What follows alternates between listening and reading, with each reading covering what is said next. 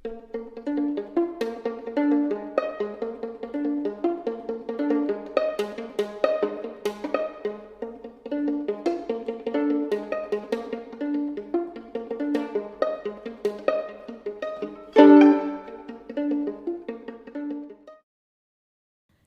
true crime friends. Welcome back to another episode of True Crime in Academia. I am your host, Mary DePippi. I hope you are all having a wonderful week so far. If not, I hope it gets better for you. I'm feeling just a little overwhelmed, I guess, today. My schedule, like my recording schedule has changed. So instead of doing it more so in the mornings when I normally do it, I'm doing it now at night. And after a long day, I'm tired. And I'm already ready for it to be Friday. Just so I can sleep till whenever I want to and not have to wake up at 6:30. But here we are. At least, I get to talk about my favorite topic, true crime. So I guess in some ways it's a win-win. It's just sometimes changing schedules suck, It's just difficult sometimes to have to, adjust to the changes and things. But I'm getting there. We're getting there. Anyway, I'm very excited for this case today. It's definitely an interesting one, as most of them are anyway, but this one in particular. In this one, we have a family annihilators situation. So before we get into the episode, I just want to go over a few housekeeping things. Please make sure you follow True Crime in Academia on Instagram and TikTok at True Crime in Academia and on Twitter at TC in Academia. Also, don't forget to become a subscriber by going to patreon.com/Ivory Tower Boiler Room. You can access all of my bonus content, meaning you can see like the interviews because they are also recorded via video. And also you get access to my bonus episodes. So you should definitely do that. Also, just a reminder that True Crime in Academia is strictly for educational purposes. All people are innocent until proven guilty. And obviously, I do not condone any of the behaviors discussed on this podcast. So without further ado, let's get into it. On January 27th, 2015, Cape Town police responded to a call in Stellenbosch, South Africa. Initially, they believed this call would be easy because the dispatcher had said that she believed that this was a prank call. But when they arrived and saw a young man standing in the street, waving his phone and covered in blood, they knew they couldn't be more wrong.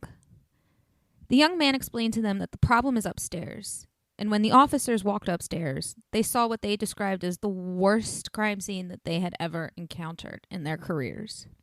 In the first bedroom they entered, on the top floor, they found a man hanging over a bed with signs of hacking, and his body was covered in blood. In that same bedroom, on the floor just next to the bed, there was another young man with similar injuries, lying face down. Down the hall, they found a middle-aged woman with, again, the same wounds and gashes, and next to her was an even younger woman. This younger woman had so many gashes and they had bled so much that her blonde hair had actually turned red. To the shock of everyone, the young woman moved. They immediately called for paramedics who described the stairs as looking like a waterfall of blood. Police searched the rest of the house with guns in hand. They couldn't be sure if the perpetrator was still inside, but there was no one. There weren't even signs of a break-in. Police interviewed the young man who had called and stated that he had fought off the attacker and just barely escaped with a few superficial knife wounds. He stated that he had tried to chase the attacker, but that he fell down the stairs and must have had a seizure because he blacked out for a good couple of hours. He described the attacker as a laughing black man wearing a balaclava mask, so we couldn't get a good look at his face. This is the axe murderers of the Van Breda family. The Van Bredas were originally from South Africa. Teresa, the mother, worked in banking, and Martin, the father, was a successful businessman. The couple had 3 children. Their oldest was Rudi, who was 22 years old at the time, then Henry, who was 20, and the youngest was 16-year-old Mallory. Friends and family described the Van Bredars as a close-knit family. And this was despite the fact that the older two were technically grown up, but they had all still gone on vacations together. Which, I don't really think 20 and 22 are like super grown up. But I mean, as far as them being over 18, sure. Yeah, they're adults. In 2008, the family moved to Australia for Martin's work. They lived there for about 8 years before deciding to move back to South Africa in 2014. While Teresa, Martin, and Marli went back to South Africa, the two boys stayed behind because they were attending the University of Melbourne. Rudi was getting his master's in engineering, and Henry was just finishing his undergrad in physics. They were a fairly wealthy family. I mean, it was said that Martin was a millionaire. And so much that, he made so much money that he even started a school in South Africa. And then eventually when he sold it for 22 million rand, which is about $1,335,000, roughly, give or take. The family moved into a 2-story home in a gated community in the Delzalza Golf Estate, which was really hoi-chi-choi-chi. Now, South Africa is known for its violent crimes, but apparently this area of Stellenbosch was fairly safe. It's like a university town. So for the most part, it's safe, but in some cities, that's what I would compare it to. In certain cities, you just, it's fine. It's pretty safe, but you don't want to be walking around super late at night by yourself kind of a thing. Clearly, since Martin is a millionaire and this is one of those very, like I said, hoity-toity places, it was a well-protected community. There were CCTV cameras all over the place. There wasn't even an electric fence on the plot. And, the house itself, though, had its own security systems, which is normal from what I've seen and researched from what Stellenbosch is like. Like I said, it just seems like that's a normal thing for people to have their own security systems. They also had a black lab named Sasha. So, I mean, technically they're doing all the right things, right? They've got all this types of security, whatnot. So it's really weird that there would be a break-in and no signs of a forced entry. Now, at first, police suspected that a local balaclava gang that had been notorious for robbing residents were responsible. However, none of these burglaries ever included murder. The MO was just all wrong. I mean, the majority of this family, the Van Breda family, they were murdered with an axe that was left at the scene, and there weren't any sort of valuables stolen. So it just didn't make sense. But, for a moment they went with it. They then, though, shifted their focus to the only living member of this family. Well, the only one who could remember, the one who called 911, Henry. When he came in the next day to be interviewed, investigators described him as being cocky and that he just reeked of alcohol.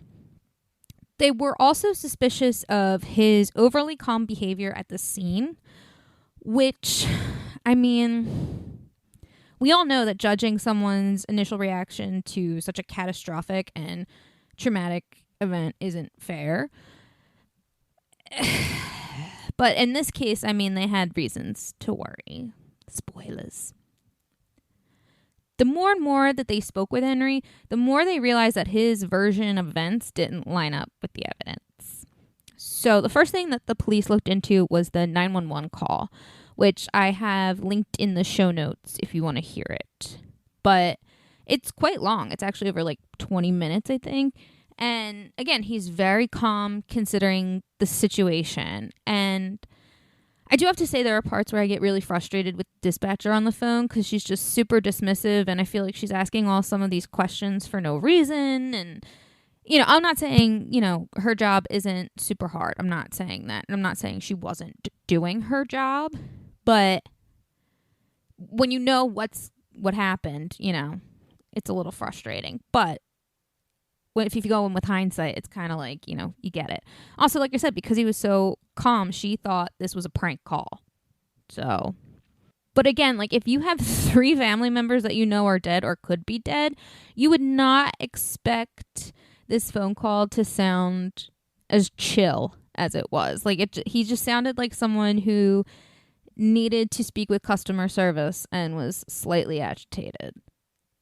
That's about it. Like, there's really not much as far as his emotion can be shown. But again, you know, we shouldn't be judging people on how they react. Him being calm in that moment, even though that's not the situation, but if it were the situation, you know, he could have just been that calm because he's just trying to process everything, and the only way to make sure that any help is going to be had is if he remains calm. But like I said, that's not the case. He also, though, admits on the phone that Marli is moving. However, and we're going to talk more about his blood-stained clothing, none of, like, the spatter patterns and things like that, like, there was no evidence of him really trying to, like, comfort her, or really anyone for that matter. And a lot of people think that this is odd because obviously if someone has just axe murdered your whole family, you would think that, like, he would have gone over, he would have tried to hold one of them. I mean, especially when his little sister is just barely alive. You know, you would think that he would have really tried to attend to her, you know? And as I said earlier, Henry says that he blacked out and must have woken up, like, 3 or 4 hours after the fact? Like, after they were murdered? From the time that, the time that he called 911. But, like I said, it's hard to judge this, but again, they were kind of right. Not to say that I hate them when they're right, but, just makes it harder for people to accept the different types of trauma responses, I guess, if that makes sense. 10 days after the murders, Marli finally woke up after various operations and treatment, and she was in the ICU. I mean, she had an axe taken to her head. So, yeah. I'm actually shocked she woke up in 10 days. I thought it would have been longer. But again, I don't have any sort of medical degree, so I don't know.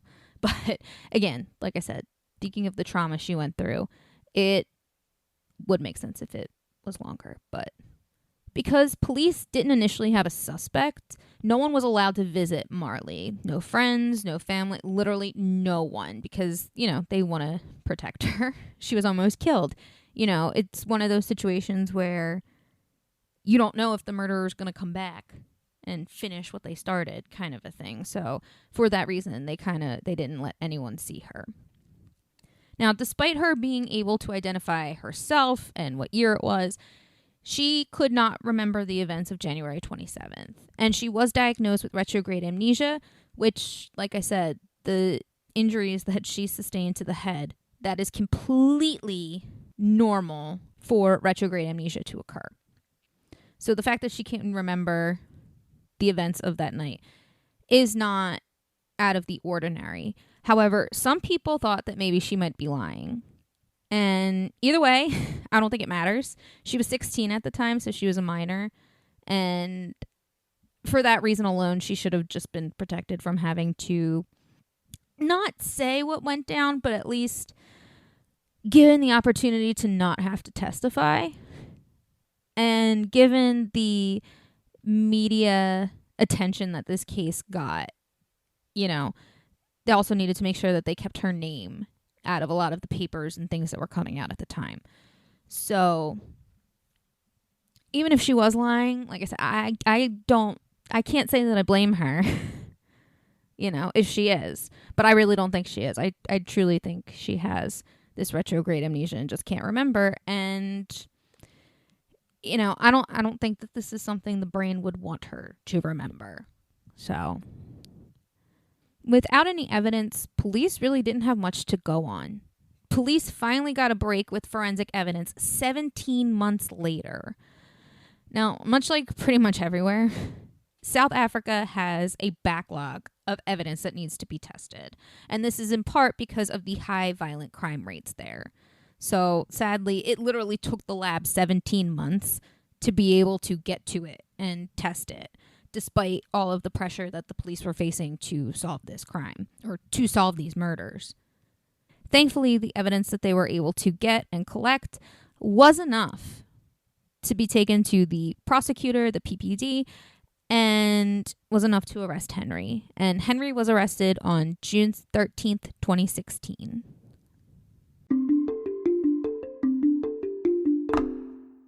Ryan Reynolds here from Mint Mobile. With the price of just about everything going up during inflation, we thought we'd bring our prices down. So to help us, we brought in a reverse auctioneer, which is apparently a thing.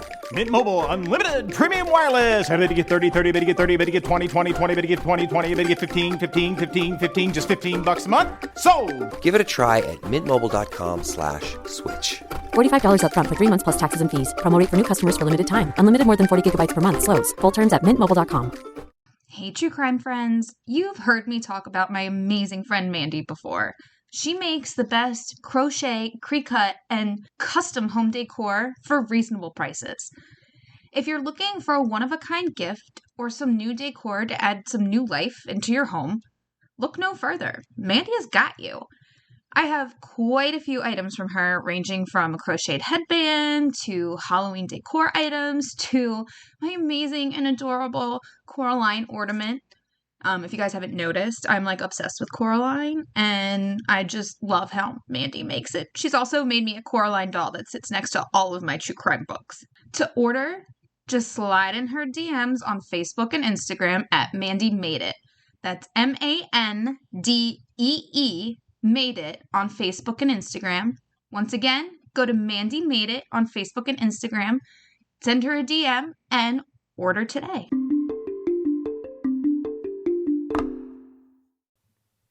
Henry was charged with 3 counts of murder, 1 count of attempted murder, and 1 count of obstructing justice. Police had stated that Henry must have tampered with evidence, the crime scene, and self-inflicted his own wounds. Which, I don't know if you guys picked up on earlier, but Henry had knife wounds, while everyone else in the house was attacked with an axe. So, like, where did this knife come from? If you are committing murder with an axe, why would you stop using it and attack the only survivor, the only person who could name you and testify against you in court? Well, they don't really make survivors testify, but you know what I mean. The person that could put you in jail for life. Why would you decide, oh no, I don't need the axe. Let me get a knife. It just doesn't make sense. The trial started in April 2017, and of course, Henry pleaded not guilty. A neighbor had actually been called to testify by the prosecution, and she stated that earlier on that night of the murders, she had heard an argument coming from the Van Breda house. Now, the defense tried to brush this off, saying that the argument was that she heard was actually the sound coming from the surround sound speakers because they had all been watching Star Wars that night. So she just heard Star Wars. That's what they're trying to say.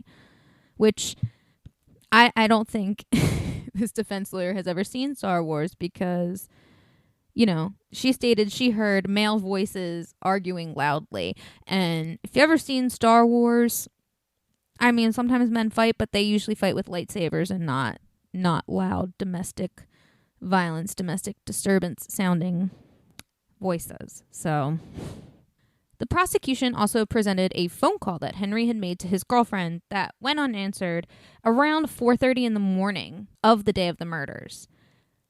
He then searched emergency numbers, but the 911 call wasn't made until about 7:15. But Henry had told the police that he had chased the attacker down the steps before he fell and had a seizure. So when would he have had time to call his girlfriend and search emergency numbers? While chasing the attacker down the stairs?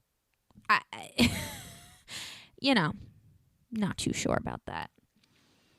Another problem with Henry's story is, like I said, the blood splatter on his clothing. All of the blood was going in a downward direction. And if he had fallen down the stairs like he said he did, the blood on his clothing would have smudged or, done something, because it's not like blood dries quickly or anything. Like, some disturbance is going to happen with the blood splatter if he indeed fell down these steps. I mean, the only possible way was that if he fell, didn't touch any of the steps on the way down, and then just landed in a seated position. So, just just not plausible.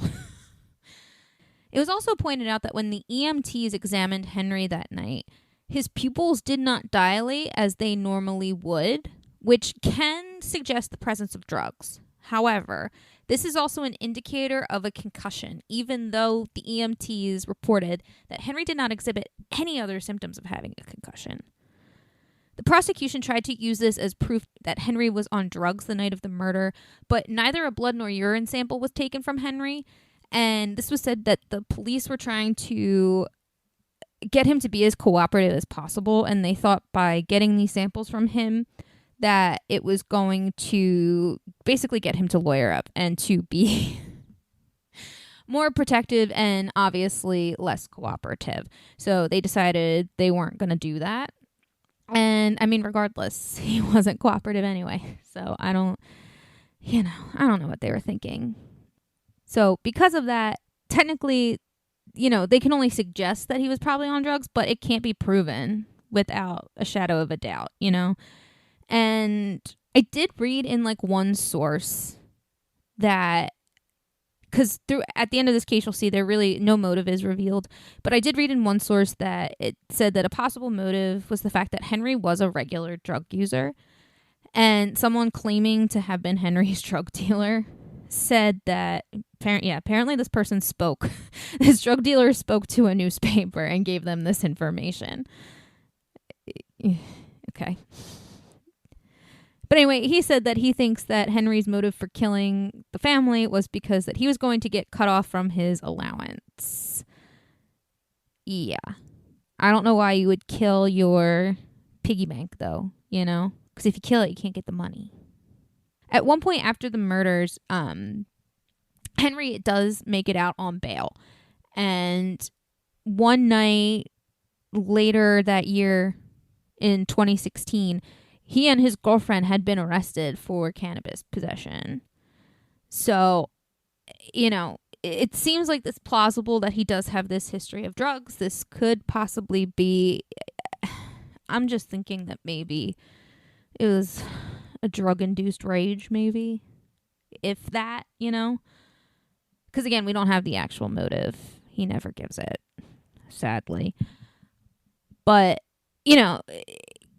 because we do have these arrest records, we do know for a fact that he was using weed. But I highly doubt that the night of the murders, that was what he was using. I mean, my best guess would probably be some sort of amphetamines. That, again, is if any drugs are involved to begin with. The other odd thing that was pointed out in court was the lack of wounds and just defensive wounds overall on Henry. Now, if he had fallen down the stairs like he said he did, there would have been bruises and scrapes on his body from the fall. And if he had fought off this attacker, he would have also had defensive wounds on his hands and forearms. So, and again, he had none of these. So Henry's story is not adding up. A forensic pathologist who was present at court while Henry was literally demonstrating his version of events from that night, literally acting them out. The pathologist concluded that if Henry really had sustained a concussion, there's no way he would have remembered as much detail as he did in the reenactment. It just wasn't possible. Now, for Henry's statement in court, he said that he had hidden himself in the ensuite bathroom that he and his brother had shared the entire time the attacks took place. But the blood splatter on his clothes revealed that he would have had to have been standing really close to each of the victims, his family members, as they were attacked. And the door from the ensuite bathroom, into the rest of the house and stuff like that, there was no blood splatter at all on it. So, I mean, you can't get blood splatter through the door, Henry. Not like that.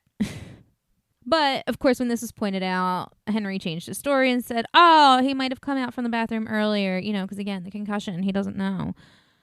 And, of course, to no one's surprise, all of the blood on his clothes matched to each of his family members. Now, he continued to say that the attacker came at him with a knife and that he stabbed him that the attacker stabbed him in the left side. And when that happened, he said the knife got stuck in the wound. However, given the length and depth of that actual wound, which is only like a few millimeters deep, it was easily disproven. The prosecution even brought a pig carcass into the courtroom to demonstrate the depth of his wounds and how what he was saying was completely unsensical and just not true. The forensic pathologists also point out that the injuries Henry had sustained were more consistent, like the stab wounds and cuts and stuff. They were more consistent with someone standing perfectly still, other than someone fighting off, an axe-wielding, axe now knife-wielding maniac. Also, it just doesn't make sense that the murderer would leave a survivor, let alone change the weapon or manner. Not to say that that's not possible. I'm sure that could happen. But as far as like the psychology of it and, because of the preparedness and the focus and all these things that come into play when murderers are doing these things, it's not very likely. And like hardly likely. Like this literally never happened. But again, not to say it's not possible. Now, in the cases of Teresa, Martin, Rudi, and Marli, they had all sustained blows to the head with the axe. So, if you're the killer, why would you all of a sudden decide to change your MO for Henry? Also, most killers would take the murder weapon with them. So, why would the killer change his MO for Henry? It doesn't make sense that he would, or she, would just get rid of an axe and use a knife? Why? You just killed the rest of the family with a knife. Why would you, or with an axe, why would you change that up for this person? Again, doesn't make sense. But it also doesn't make sense because Henry's lying about what happened. A blood splatter expert testified in court that it appeared that someone had tried to wash off themselves or some things in the ensuite shower that Henry was supposedly hiding in.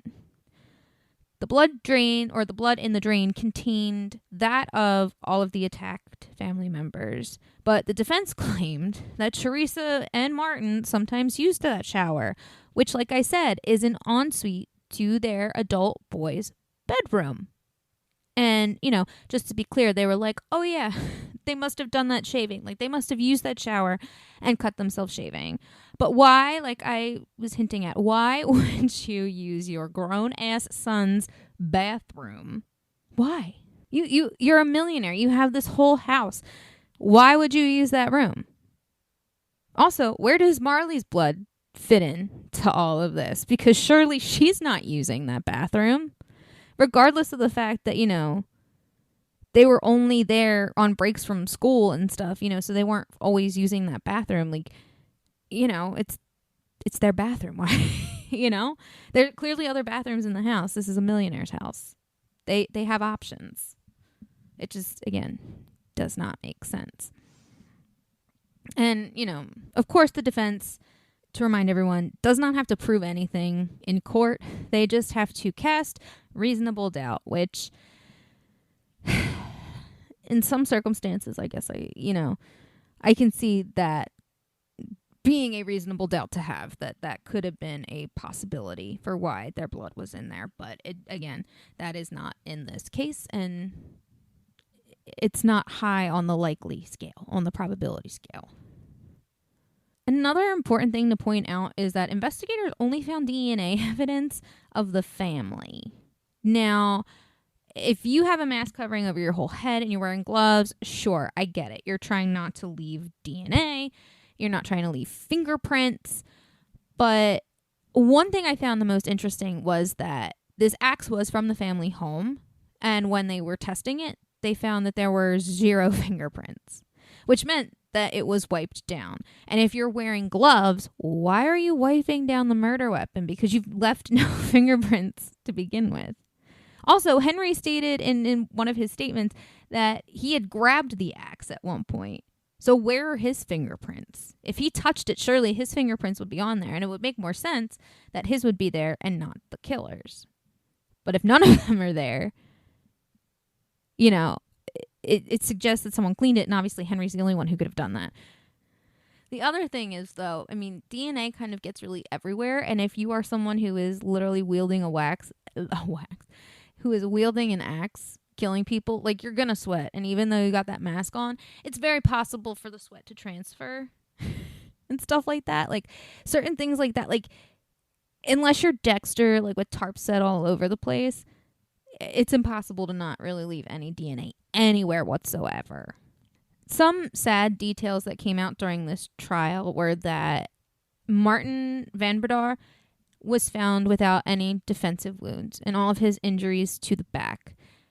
Police theorized that when Martin saw Rudi being attacked, that Martin just threw himself over Rudi to protect him, which is really sad. And another horrific detail is that most likely Marli saw her mother being killed right in front of her that night. And that's just aside from all the other extremely horrific things that occurred. On May 21st, 2018, Judge Suraj Desai found Henry Van Breda guilty on all charges. He was sentenced to 3 life sentences for the murders, 15 years for the attempted murder of his sister, and 12 months for obstructing justice. And these sentences are running concurrently.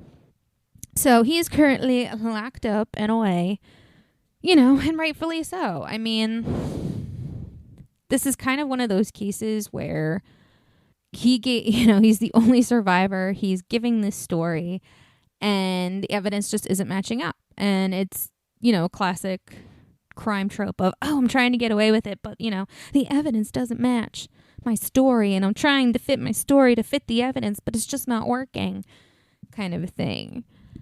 I also want to touch on the fact that he is what you would consider a family annihilator. Now, I didn't get into too much of this, mostly because we really don't know what the relationships were like between Henry, his parents, and Henry and his siblings. And without that crucial bit of information, it's kind of really hard to break down the psychology of that.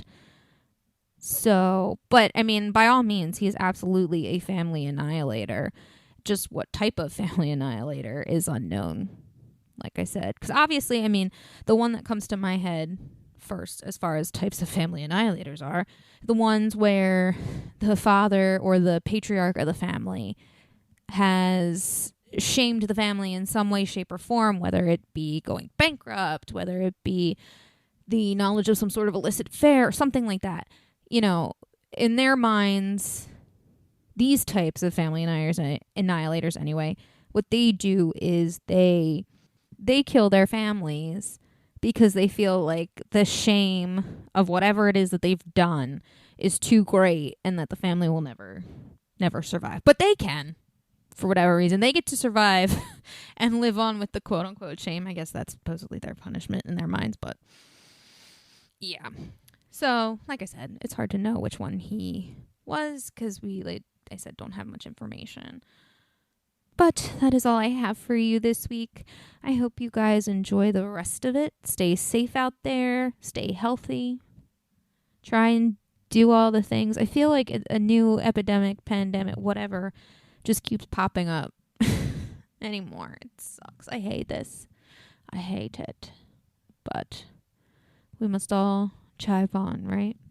Don't forget to follow True Crime in Academia on Instagram and TikTok at True Crime in Academia, and Twitter at TC in Academia.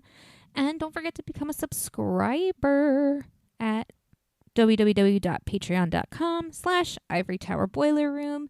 A new bonus episode is coming up, so if you want to get your hands on that, you have to become a subscriber.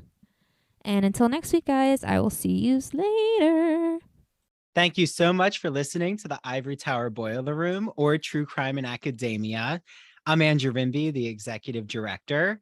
Our team includes Mary DePippi, our chief contributor, Nicole Arguello, our marketing assistant, and Kimberly Dallas, our editor. Ivory Tower Boiler Room episodes come out on Monday, and sometimes I'm joined by a guest co-host. Make sure you follow us on Instagram and TikTok at Ivory Tower Boiler Room, and on Twitter at Ivory Boiler Room. And here's Mary. Hello, everyone. I am the host of True Crime and Academia. Do not forget to follow True Crime and Academia on Instagram and TikTok at True Crime and Academia. And coming soon, there will be a Twitter also at True Crime and Academia. Now, if you're like me, you like to have bonus episodes. I love extra content, don't you? So go to patreon.com/Ivory Tower Boiler Room. Not only do you have access to our video interviews, but you will also be able to access never before seen bonus episodes. So like I said, we don't release them anywhere else. You can only get those on Patreon. So go to patreon.com/Ivory Tower Boiler Room and become a subscriber today. And don't forget to listen to Ivory Tower Boiler Room on Mondays and True Crime and Academia on Tuesdays.